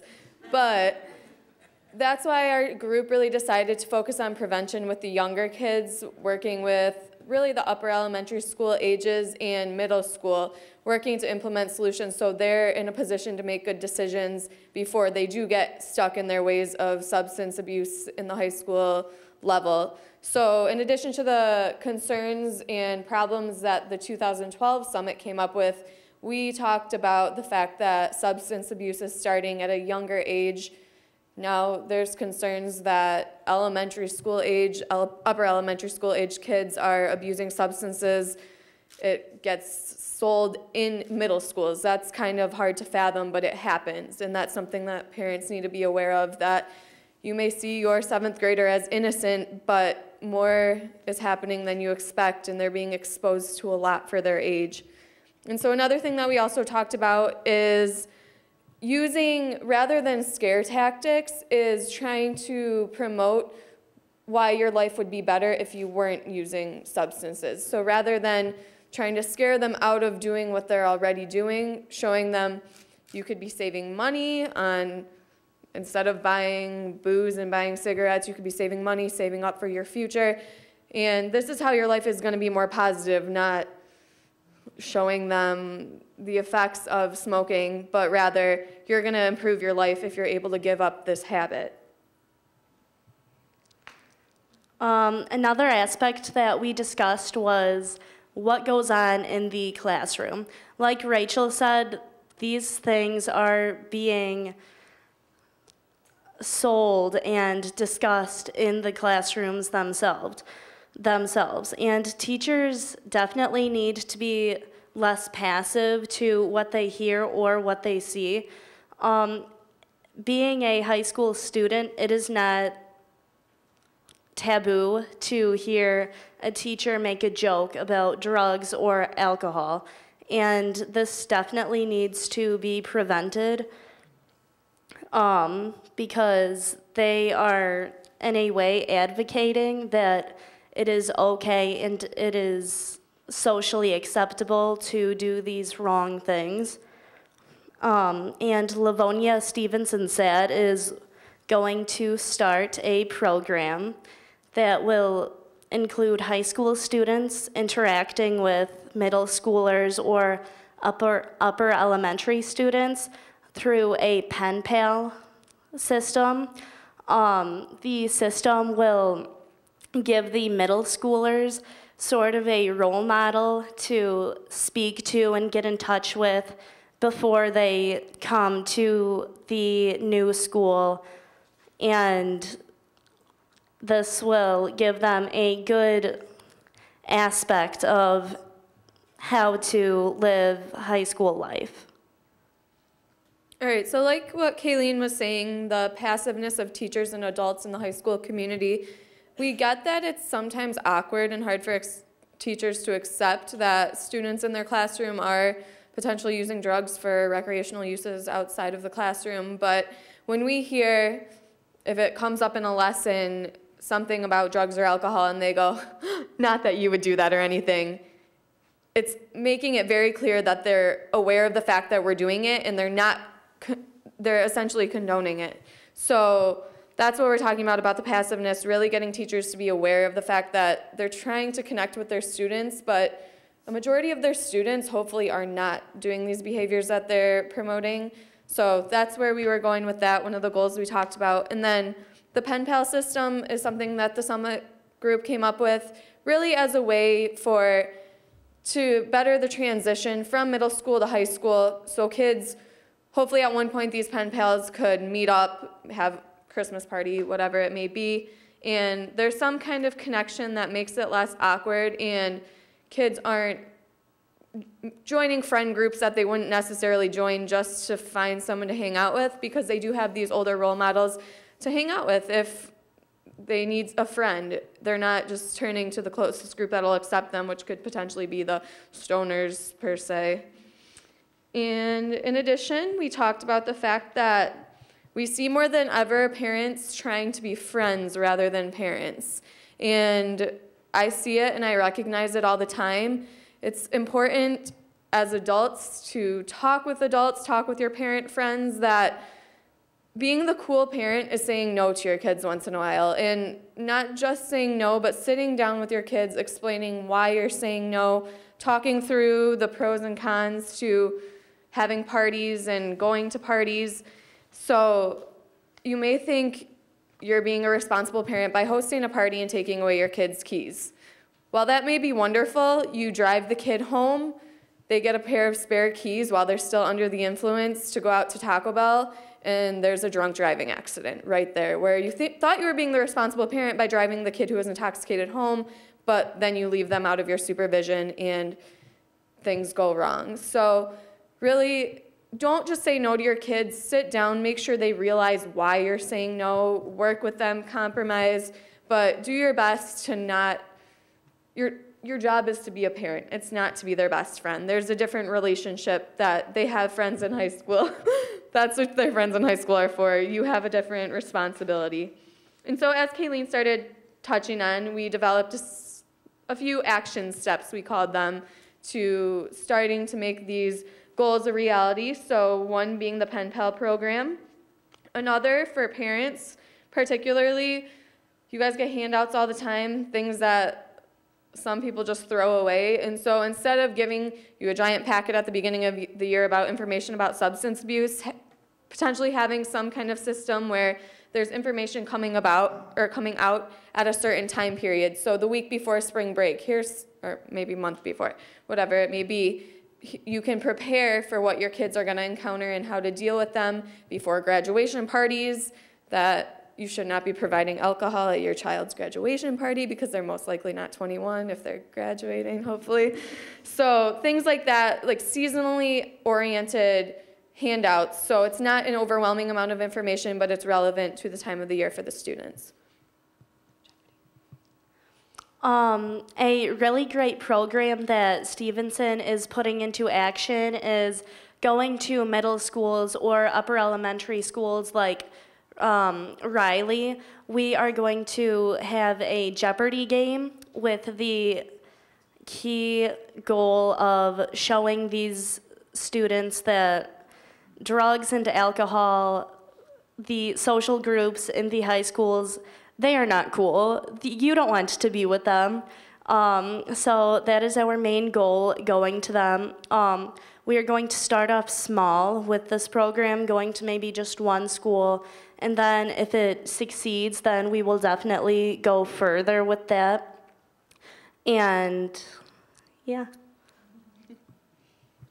Okay, so with that, we've also haven't started working on it yet, but one of the goals of the summit was we're hoping to sit down maybe with health teachers, people who decide on the curriculum, and analyze really how they're teaching their curriculum. So in health, 5th and 6th grade usually covers puberty, the wonder years, whatever they may call it, their fancy little name for it. But as I've mentioned before, kids are being exposed even earlier to drugs and alcohol, and usually kids don't get this exposure in school, in a school setting, until either 8th grade health class or even 10th grade health class, where, as we've said, it's kind of at that point too late. And I sat through the 10th grade drugs and alcohol portion of health class, and you had the people in the back laughing because they're like, I'm about to go smoke after this. Like, it's really late. So we hope to see that it doesn't need to be the main focus of 5th and 6th grade health classes, but the curriculum about drugs and alcohol be incorporated at a younger age because,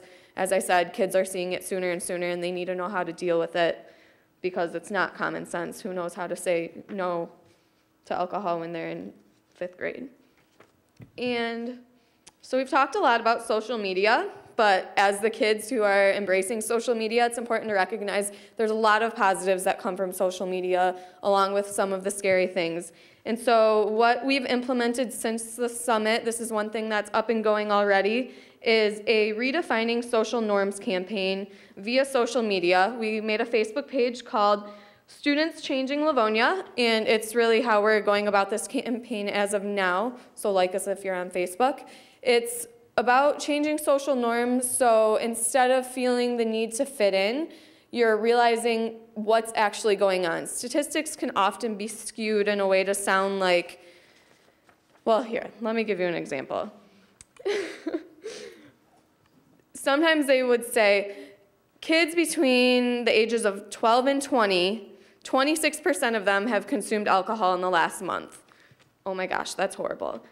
But then we're going to skew it in the way where we're saying only 26% of kids have consumed alcohol within the last month, which puts a really different spin on it. It shows you that there's that many kids not consuming drugs and alcohol, and where we're aware that a lot of it is peer pressure and a desire to fit in, the fact that people do drink and do drugs. And so if they realize that the majority of the people aren't doing it, hopefully that is going to change their mind about why they would consume these substances in the first place. So that's really where we're headed with that, turning statistics around into a positive aspect of them. And hopefully, right now, the hard part is that the people running the page are in high school, and we want to gear this page towards middle schoolers who are up and coming into high school. So we need the help of the community to get it out to younger people, because I don't have middle school friends on Facebook, thankfully, because that'd be weird. But so that's why we need to really get it out to people, making sure that kids realize that in high school, not all of the cool kids became cool by drinking and doing drugs, but in fact, you're really standing out as a person if you can choose not to engage in these destructive behaviors. Do you have anything else? And that would be it from the Student Summit update. Thank you both so much, not only for your time and wisdom and insight, but your courage, because it's challenging and tough to be a teenager. I don't think I would survive. and this is filmed, and so their ideas are filmed, and we talked about bullying and all the other pressures, and a lot of wisdom there too. Thank you. And I'd like to thank all of the panelists, and especially thank all of you who took time out of your busy schedule to come out and hear the panel tonight, and hopefully it's, as many of the town halls are, a starting point. So go out and spread the word that there's lots of ideas, lots of positive things happening, lots of people with ideas to put in place, and I challenge you to be courageous, because sometimes it is hard to say something. And with that, it's question and answer time, yes? Yeah. I think Jerry has weeded out the 65 or 70 questions. Mm-hmm. I think I'll turn it over to Jerry since he has the index cards. Okay. Does anybody want to come up to the podium and ask your question? Come on up. By the way, you have an orange form in your packet I neglected to mention. It's an evaluation form. Please fill that out before you leave and leave it on the back table there. Thank you. Hello. I'm a mother of Stevenson High School student, and I applaud you. Your parents must be so proud of you, because it took a lot of guts to stand up here and tell these grown-ups not to be their friends. So congratulations, girls. That's great. I love your attitude. My concern, the reason I came here tonight, is because my child is constantly being bullied. It's so severe, I can't sleep at night. I'm concerned they're walking down the hall, it's by several people. He doesn't drink, he doesn't smoke, he doesn't do drugs. I know this because I'm a very involved parent. It's beyond me that we even have to sit here and you have to tell parents, grown-ups, you shouldn't have an internet in your child's room, or you should know what your kid should be doing. I feel like there's a responsibility both on the parents' part and the school's part, because some of these parents are way out of control. They are. I mean, a fifth grader, why does a fifth grader need a cell phone? You should know where your fifth grader is at all times, and you communicate with them and let them know, okay, I'm going to pick you up from school after your activity at 6 o'clock. I'll be there. My mom was a single parent. She did it. Many parents can do it. It sets kids up for problems as they go down the line in middle school and high school. And they're not wearing Abercrombie and Finch, and they're not drinking, and they're not doing drugs, and they're not a sports member, and they don't have a cell phone. And my child has all these things, and he's being targeted for that because he doesn't look cool. And the main concern, I looked around, and maybe I'm not seeing this, but where's Mr. Gibbons? Is he here? Because I'd sure like to ask him a question. He's not here anywhere? Dennis Hines is here from Stevenson. Okay. He must have left. Where's Mr. Hines? He's not here. Okay. Okay, so. Bond issue meetings tonight, so they might be attending those. Yeah. Okay. Again, how sad is that? The principal is not here. How important is it to the principal? And I spoke about the parents and the parents' obligations and responsibilities, and I do agree. Who's the parent and who's the child? I'm the parent. I tell my kids no, can't have that. I think it puts further stress on them because, Mom, everybody in fifth grade has a cell phone, or everybody is drinking, or it's putting further stress on them by parents allowing this behavior. And at the same time, what I see in the schools and what I feel in the schools is, hey, I'm a mother, I have social supports for my child outside, we talk, we communicate, but when I send him to school, I can't be there. So what is the responsibility at Stevenson? Because I never see Mr. Gibbons around. I don't know where he's at. He doesn't seem to be, we're not addressing this issue. It's fine to talk about it, and we know the reasons why it's happening, but what are we doing about it? There was today, I was in school myself all day, but I don't know if it was on the east side or somewhere locally where a middle school child was so depressed he brought a gun to school and killed himself. And I don't know all the particulars of the story, if it was depression or being teased or bullied, I don't know that. But, my son comes home and cries to me at night, and then I bring it back to the school, and you know what the school says to me? Well, who's the population? Who's doing this to him? Who's telling him? You know what? He doesn't want to tell. You know why? Because then he is in that double circle where, well, when I tell, I'm going to get teased more. And let me tell you something. Let's give Jennifer a chance to respond to your concerns and Sorry. see what kind of. I don't know if you can you hear me okay? I can. Okay. You know, that's one of the most difficult aspects of being a victim of bullying is the fact that you have to report it to somebody in order for us to know what's going on. And there is definitely a difference between reporting and we call it ratting. You know, reporting is saying that this is bothering me and somebody needs to do something about it, where ratting is I'm saying something about somebody because I want to get them in trouble. There's definitely a difference about that, and I know that our students in Livonia Public Schools have been taught that aspect of it. It is extremely difficult for somebody to be able to do that because, like you said, then those students are going to be addressed. But what is more important is your son's emotional well-being at school, his safety at school. So to empower him, to empower these two lovely young ladies who I'm so impressed with, to, you know, these are the bystanders of the world that have so much power walking down the hallways to say, you know what, that's not cool, cut it out. Because sometimes as a victim, you don't have that power anymore. The person that's saying those things has all the power, and we need to shift that to the bystanders to say that's not cool, and to shift some of that power back to your son to be able to say, I'm more important than that. So I am going to go to Denny Hines, the student assistance provider, and tell him about it. I'm going to go to my assistant principal and tell them about it. I'm going to tell my counselor about it because it's impacting how I feel when I'm at school. You also have the right as a parent to come to us and say, I'm concerned about this. I want to see something done about it as well. If you're not receiving the action that you think you should, call us over at the board office and we'd be more than happy to step in.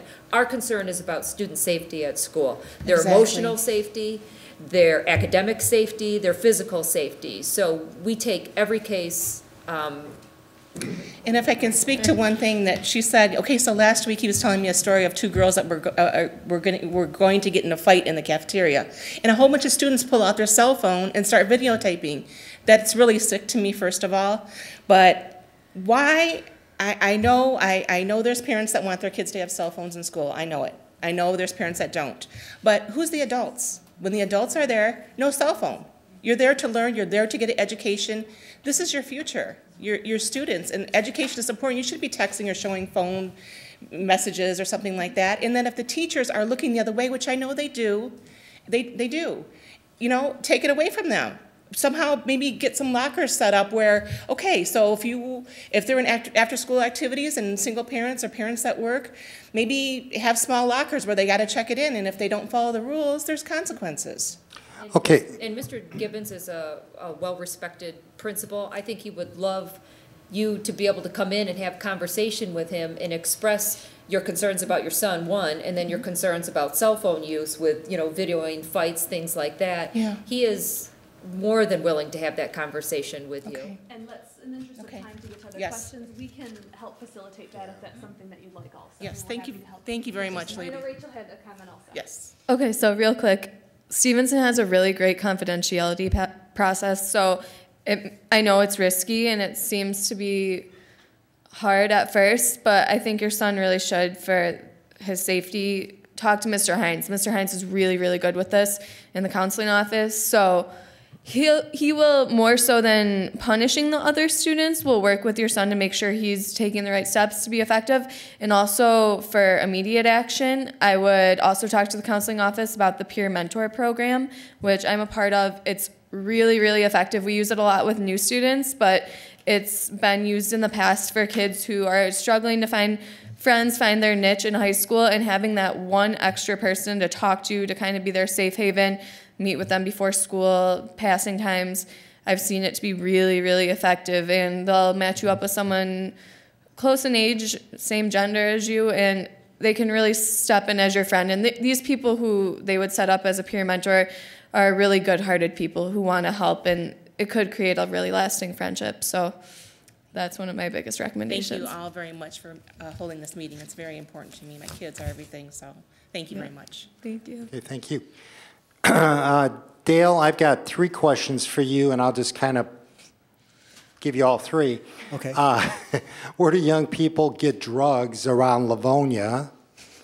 What reason do kids give for using drugs? And will the President's Health Care Act pay for substance abuse treatment. Just one more. You mentioned 2 residential treatment centers for adolescents in Michigan. Can you give us the name of those programs? Caros, which is run by Holy Cross, has one, and Wolverine Human Services has W-Care, which is a joint venture with us. Jerry, if you could do the questions one by one, because my brain is kind of shot. Yeah, where do kids in Livonia get their drugs? Everywhere, right? I mean, Each other. I mean, it's you know the availability of drugs is fairly consistent. It starts in homes. You know, I think if we start looking at prescription drug use amongst kids, there's access to it there. Marijuana is readily available just about anywhere. And as these marvelous young women have talked about today, there's great availability every place. And I think getting back to the issue we were talking about social media, one of the things that kids do is they spend their time figuring things out.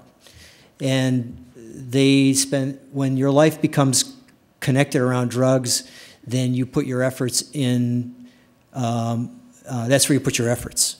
So your discussions are with people that are aware of this, you know where things are going, you build your life around this. So these are not, the idea that somehow we have places that are not elements, and that's true of all communities, not just Livonia, that drugs are readily available for young people everywhere. You know, one of the difficult things is we had a group of kids that were from this community that were in the northeast corner of the community, and they were using heroin, and they had very easy access to going into parts of Detroit to access it. It's only a few miles. We had one kid that rode his bike there. So the availability of drugs is phenomenally, anywhere. And your second question, Jerry.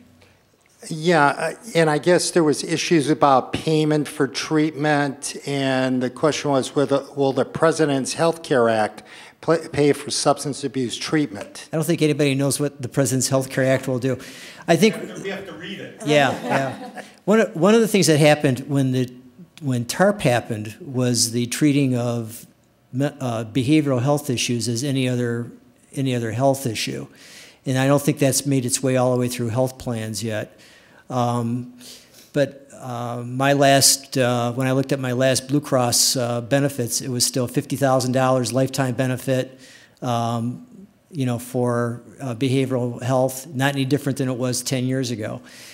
Access for health care for drug treatment can happen through SEMCA for folks that live in Livonia. And there's really 2 pots of money. There's Medicaid available for people who are already in Medicaid or have Medicaid availability. Some Medicaid health plans, you were mentioning Molina, that provides access to care. SEMCA also has a carve-out for this. And there's also the availability of treatment through using what they call PA2 funds, which don't have as much restriction on them in terms of availability. And some kinds of, if your health care won't cover it, SEMCA will qualify people for PA2 money. Thank you.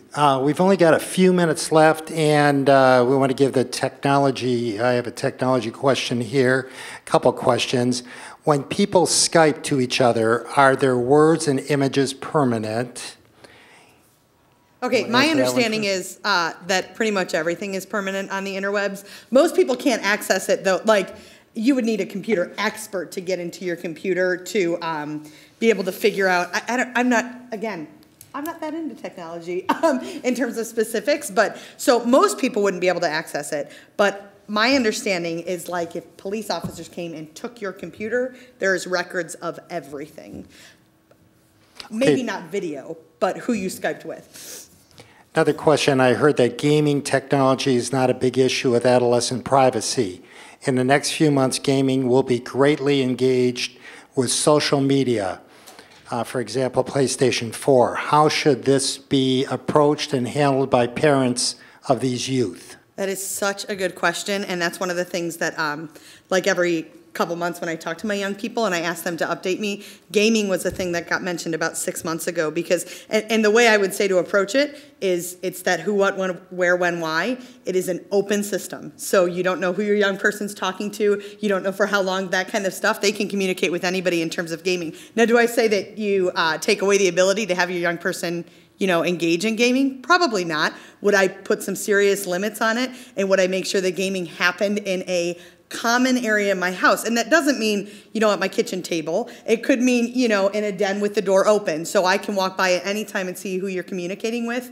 That's how I would handle the gaming situation. I hope I'm answering that correctly. So, but an absolute reason to be concerned if you're, and it's not only PlayStation 4, most gaming at this point is interactive if your young person chooses to engage in that. And I've got one last question for Dr. Terrell. Is sarcasm equal to bullying? It depends on the context of it. If it's damaging another person's reputation, making them feel bad, it's repeated, then I would say yes. But it all depends on the context of what that sarcasm is. Any other pressing questions out there before we end for the evening? Okay, well. Good comment? It's a good comment. I'm Sue Nicholas. I'm one of the members of the task force, and I just want to remind everybody that parents and everyone else are invited to join the coalition. You can see tonight, you know, kind of a good quick overview of the kinds of things we do.